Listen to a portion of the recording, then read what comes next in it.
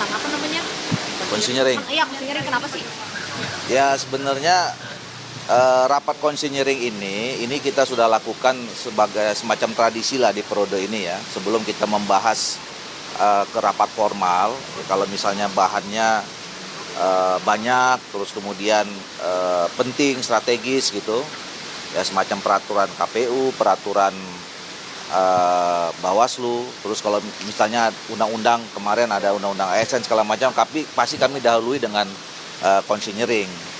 Nah, supaya nanti pada saat rapat formal, pada saat RDP itu, semua sudah satu pemahaman, terutama teman-teman pimpinan dan anggota Komisi 2, jadi tidak lagi banyak perdebatan di rapat-rapat formal itu. Nah, khusus malam hari ini, sebetulnya kita tadinya sudah mengagendakan sejak 2 minggu yang lalu, ketika pada masa reses, teman-teman KPU dan Bawaslu itu mengirimkan surat permohonan konsultasi terhadap 3 PKPU, ya, tentang logistik, tentang dana kampanye, terus tentang pengawasan dan macam-macam. Tapi di dalam 2 minggu ini kan ada peristiwa politik yang luar biasa. Ada putusan Mahkamah Konstitusi tentang yang harus ditindaklanjuti oleh revisi PKPU tentang pencalonan gitu. Nah, makanya kami juga sudah menjadwalkan lama untuk hari Senin besok. Karena kan sebetulnya sampai hari ini kami terjadwal ada kunjungan kerja spesifik di daerah gitu. Nah, jadi malam ini kami akan membahas 3 yang tadi.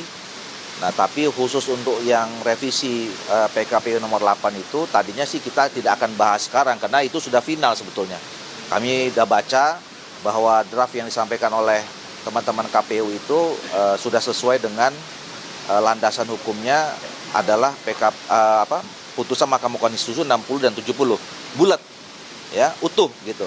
Jadi tidak multitafsir, dan bahkan KPU kan sudah mengirimkan surat perintah kepada KPU seluruh Indonesia bahwa hari ini kan sudah mulai dibuka pendaftaran bakal calon kepala daerah, wakil kepala daerah, yang itu rujukannya sudah pakai putusan Mahkamah Konstitusi itu. Nah, oleh karena itu saya sekali mau menegaskan, insya Allah DPR, kami yang diwakili oleh Komisi 2 akan mengawal, ya, menjaga bahwa insya Allah PKPU itu tidak akan keluar lagi, ya, tidak akan keluar lagi dari putusan Mahkamah Konstitusi yang terakhir. Jadi memang kan KPU itu tugasnya melaksanakan undang-undang yang terkait dengan pilkada, yang terakhir, yang mutakhir berlaku itu adalah putusan Mahkamah Konstitusi. Nah, tugas kami di DPR mengawal, ya, sebagai fungsi pengawasan di DPR terhadap mitra-mitra kerja kami termasuk penyelenggara pemilu yang mengawal itu.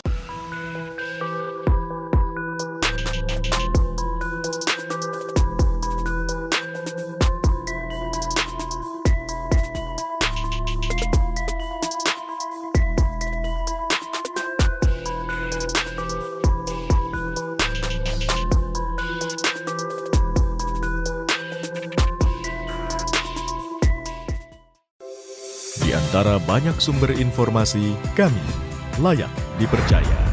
Karena kami menggali lebih dalam, berpihak pada kebenaran, berpegang pada data dan fakta, agar layak Anda jadikan referensi. Kompas TV, independen, terpercaya.